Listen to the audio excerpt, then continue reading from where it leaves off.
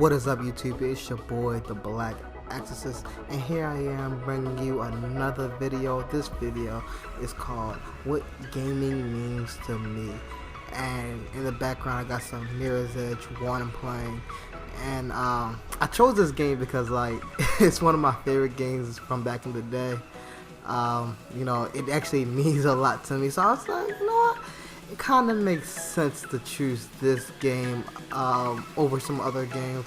I wanted to have some Kingdom Hearts, but at my dorm room I don't got the PlayStation, so I couldn't really bring that one up. Without further ado, let's get into the video. What gaming means to me.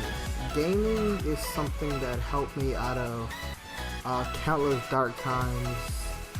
You could say in my past or childhood. Gaming was an escape from reality, so to speak. As if I had a shitty day at school, or you know, something at home was bothering me, I could turn to the game and I could make my problems go away for a little while. Everybody has a form of escape, so don't let anybody tell you that gaming as an escape is bad. Because whether it's playing a sport, or some people choose to use drugs or alcohol, rapping, exercising, writing, reading, everybody has an escape, okay? And gaming just happened to be mine. And that's kind of what it helped me get it helped me get through a lot of the bullshit that life puts you through. And what I mean by that is, you know, getting made fun of for being a black nerd. And if you don't know what being a black nerd is, definitely go watch the movie Dope on Netflix. That is the definition of being a black nerd, okay? So, you know, living with the struggle of being a black nerd was kind of a toll socially on me. You see, I wasn't black enough for the black people, but I was too black for the white people.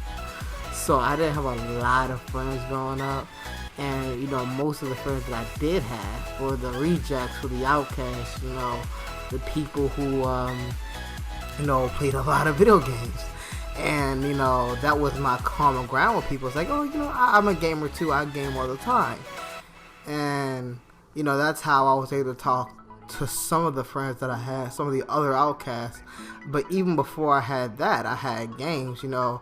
I had some of those old PlayStation classics like Crash Bandicoot, you know, on PlayStation 2, Jack and Dexter. Trying to think, what other games did I used to play? Jack and Dexter is my favorite. I played that a lot.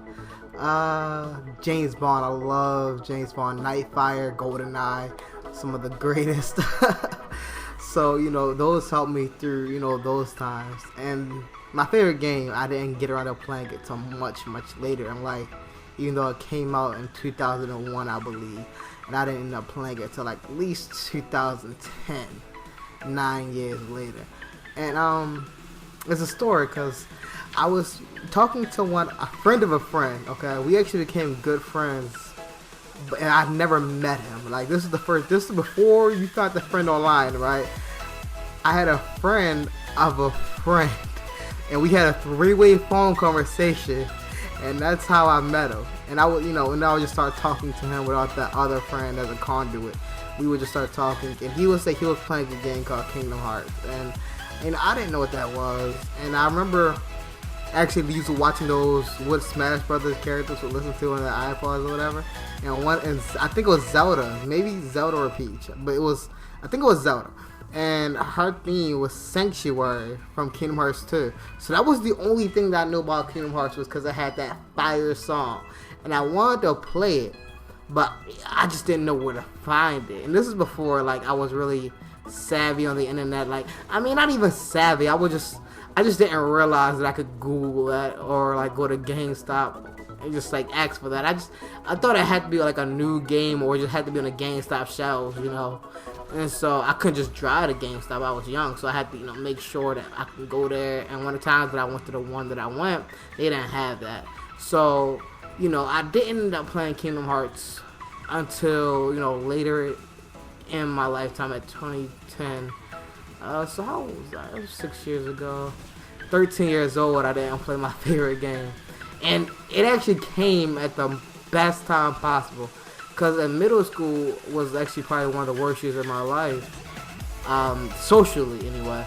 Because, you know, of the constant belittlement that I felt. And that's because I moved from the area in which I went, which I had the friends that I had, into a new area, predominantly white. So we got the issue again of being too black for the whites. And the few blacks that were there, I was, you know, not black enough. And, you know, first off, I just want to look back to this. That's really, really offensive. Like, what is being black to you, huh? Like, I have to have a pound of dope with me at all times with the gun loaded, cocked back, ready to shoot somebody. Like, what is being black? Okay, so that's one of the things that just really irked me. But I couldn't articulate that back in the day. So I just took it. I didn't know what to say, honestly. I'm about to die, aren't I? Oh, no, we're good. So I don't think I am about to die. So we just took that and we just didn't know what to say with that. And, you know, that was just what life was until I ended up playing Kingdom Hearts. And that game gave me the ultimate escape.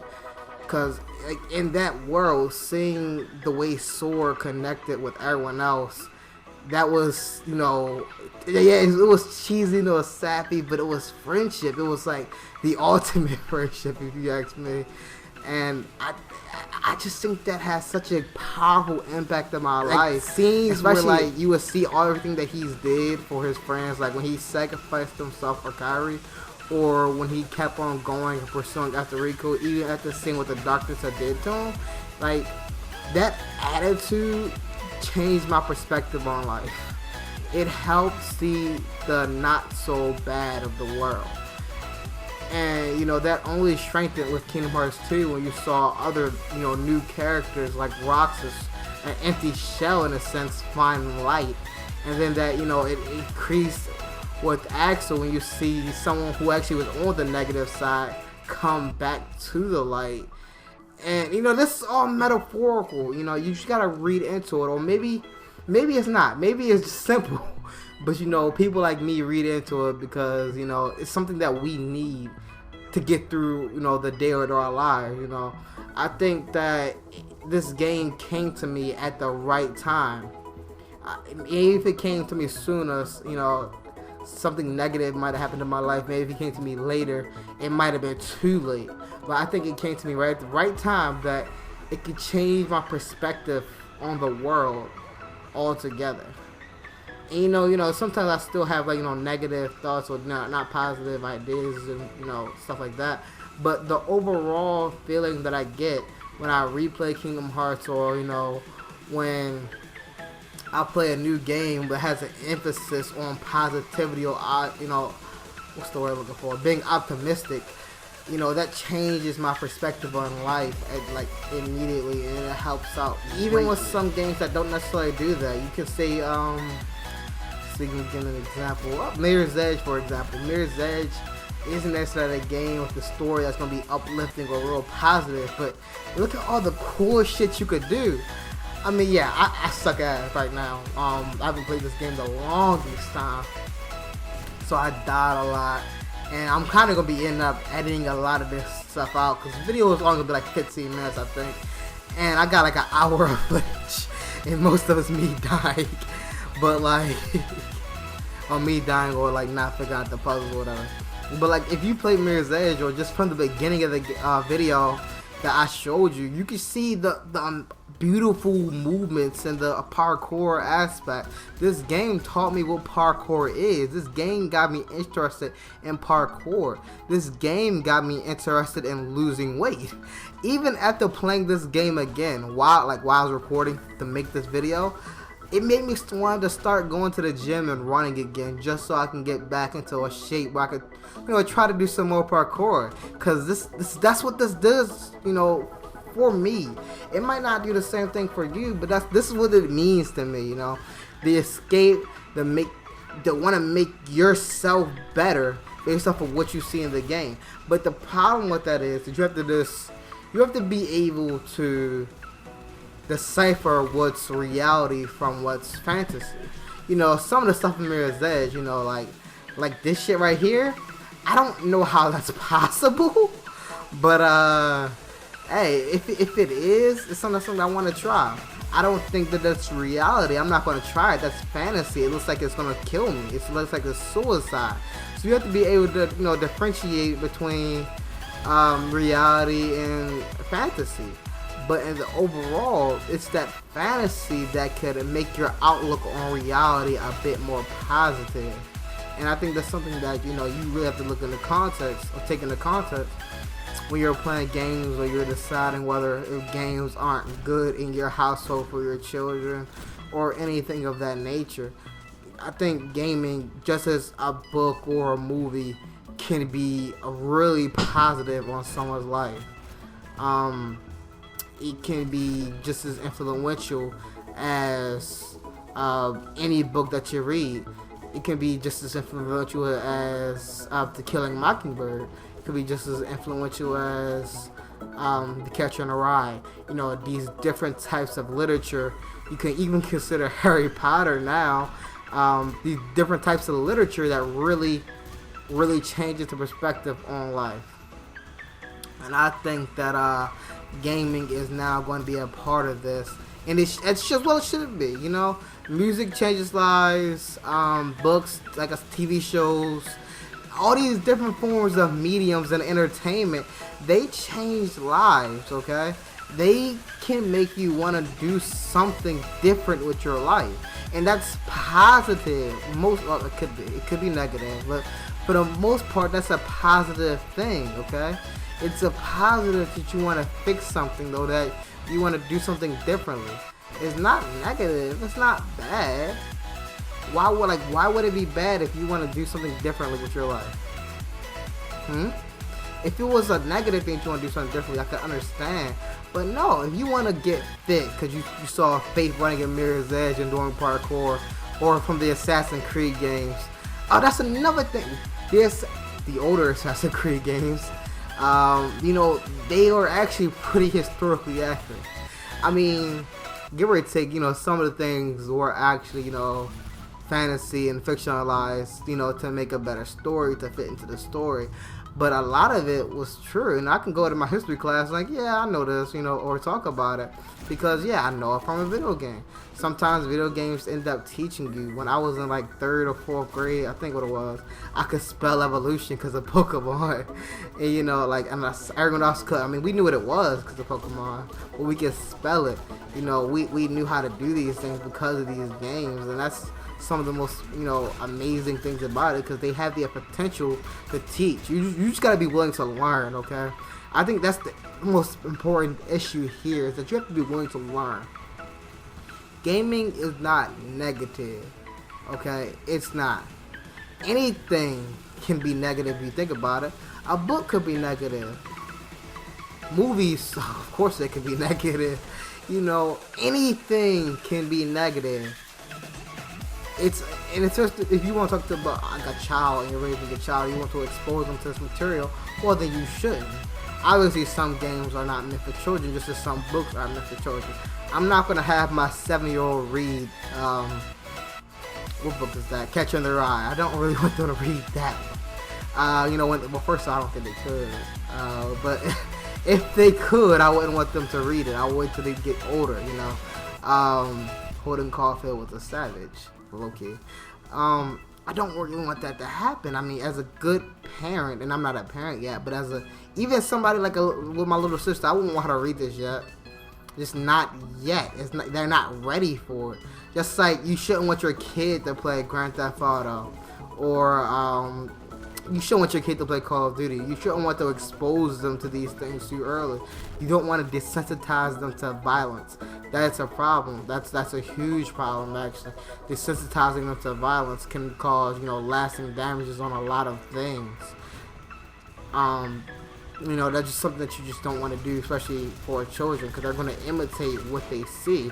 So make sure it's positive. You see them playing Mirror's Edge, they're going to want to learn how to do this. And is that really a bad thing? I mean, some of the things, yeah, that's overboard.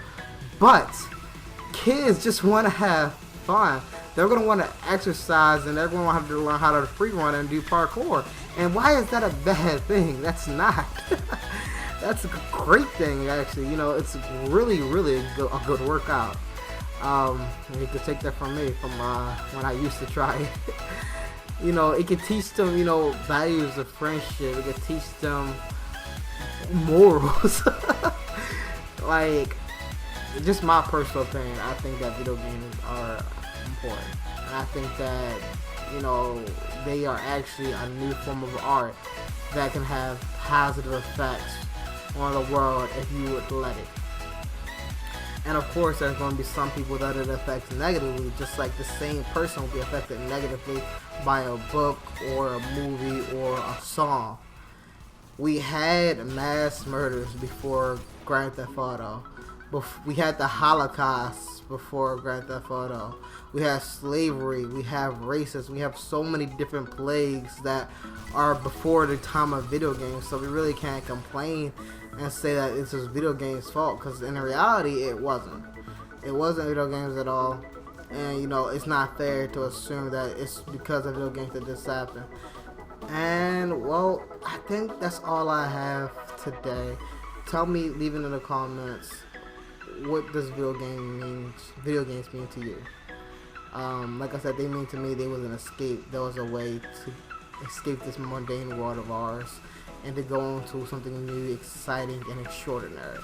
And that's what it was to me. So what does gaming mean to you?